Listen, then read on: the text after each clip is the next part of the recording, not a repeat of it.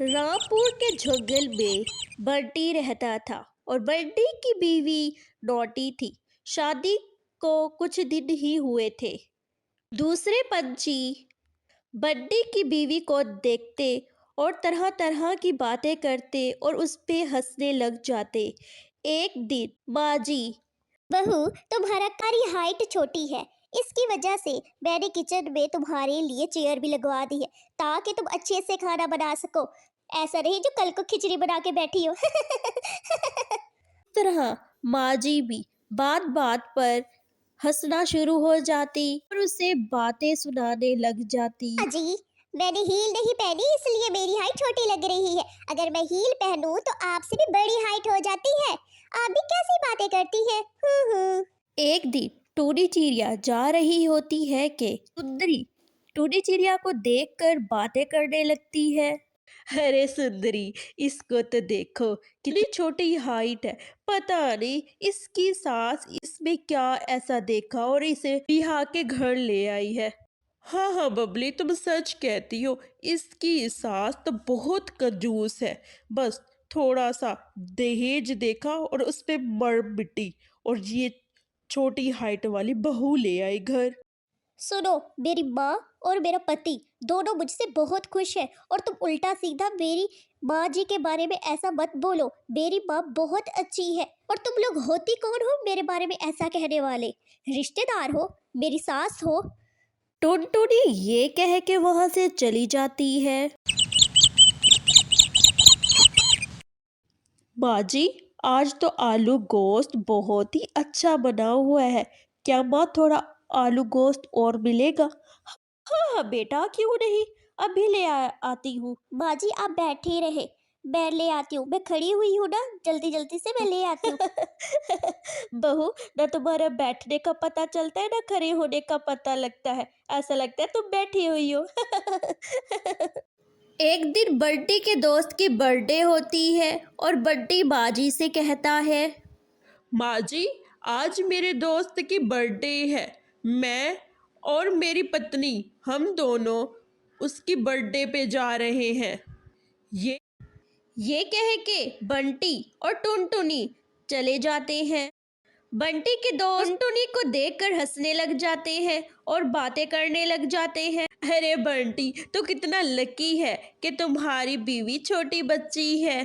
तुम्हें तो बच्चों की बिल्कुल भी जरूरत नहीं है। हाँ हाँ, अगर मेरी बीवी की छोटी हाइट होती तो मैं उसे कहीं भी नहीं लेके जाता। पूछो क्यों? वो इसलिए क्योंकि मेरी बीवी अगर नन्ही सी छोटी सी होती तो यहाँ वहाँ चले जाती, तो ढूंढने में तो मेरा सारा वक्त चला जाता। ये तो बंटी है तो अपनी बीवी को लेके आया है।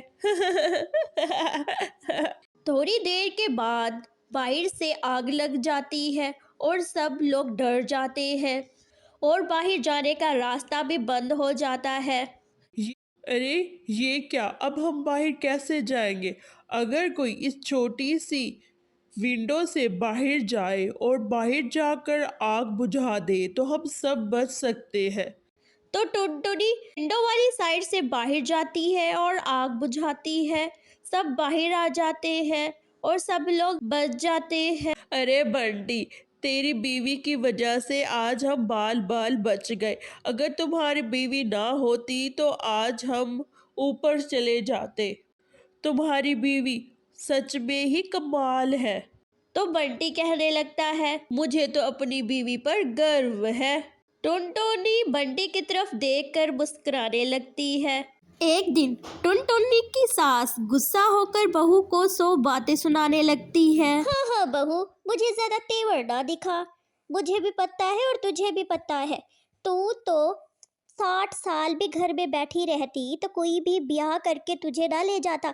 ये तो मैं थी कि तुझे लेके आई हूँ, वरना तो मेरे बेटे के लिए तो कतरीना कैफ जैसी लड़कियों की लाइन लगी हुई थी, लाइन। ये तो तेरे बाप ने मुझे स्कूटर देकर, या वरना ये तो तेरे बाप ने स्कूटर की लालच दी तो मैं तुम्हें ब्याह करके ले आई। हाँ हाँ माँ जी, आपके बेटे को भी बड़ी कतरीना कैफ मिल जाती कि आपका बेटा भी अजय कुमार है ना, तो कतरीना कैफ मिल जाती। कैसी बातें करती है माँ जी? और बाहर से चिल्लाने की आवाज आती है। बचाओ बचाओ, कोई मेरी टिंको को बचाओ बचाओ। टुनटुनी और माजी बाहर जाकर देखती है तो कालू कौवे का बेटा टुनटुन खाई में गिर जाता है। टुनटुनी खाई में कूदकर कालू कौवे को ऊपर ले आती है और सारे मोहल्ले के पंछी टूनी चिड़िया के लिए तालियां बजाने लगते हैं और ये सब सासू माँ देखकर खुश हो जाती है और कहने लगती है, मुझे तो अपनी बहू पर पहले से ही गर्व था। मेरी बहू तो कोई आम बहू नहीं है, लाखों में एक है मेरी बहू।